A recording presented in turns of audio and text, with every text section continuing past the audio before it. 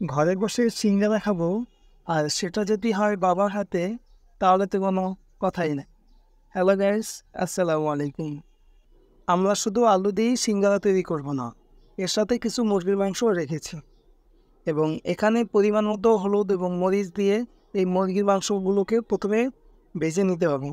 এবং সিঙ্গারার ভিতরে যে আলুগুলো থাকবে সেগুলো কেটে আমরা প্রস্তুত করে রেখেছি। হলুদ এবং মরিচ দেওয়ার পরে পরিমাণ মতো লবণ দিয়ে আমরা প্রথমে আলুগুলোকে এটার উপরে সিদ্ধ করার জন্য রেখে দিলাম। এবং যখন কিছুটা পরিমাণ সিদ্ধ হয়ে আসছে, তখন একটা খুব সুন্দর একটা ফ্লেভার বেরোচ্ছে এখান থেকে। আশা করা যায় এই সিঙ্গারাটা খুব মজা হবে, এবং মজা না হলেও কোনো সমস্যা নাই, যেহেতু বাবা নিজের হাতে এটা তৈরি করতেছে। বেশ কিছুক্ষণ রাখার পরে আলুগুলো ঠিক এরকম হয়ে গেছে। এবং আলুগুলো শেষ করে এখন আমরা আমাদের যে আটা বা ময়দার খামির লাগবে সেটা তৈরি করতেছি। এবং এবং সিঙ্গারার যে এটা কি বলে, যে শেপটা দেওয়া হয়, এই শেপটা দেওয়ার জন্য এখানে আটা বা ময়দাগুলোকে সুন্দরভাবে বেলে নিতে হবে।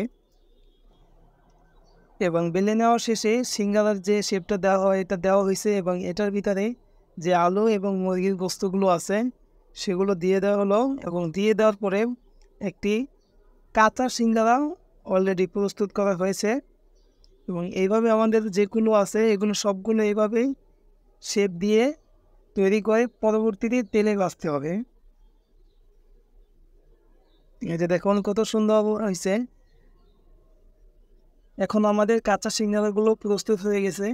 এখন শুধুমাত্র বাকি আছে তেলে ভাজা। এবং তেল আমরা গরম করছি অনেকক্ষণ আগেই।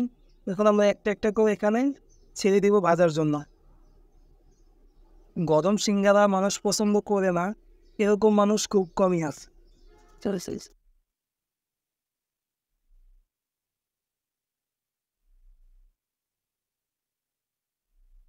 এবং কিছুক্ষণ ভাজার পর এরকম লালচে কালার একটা কালার আসছে। এখন খাওয়ার উপযোগী পুরাই হয়ে গেছে। দেখা যাক।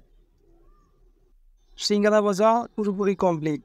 এখন আমরা প্লেটে উঠাবো আর খাবো।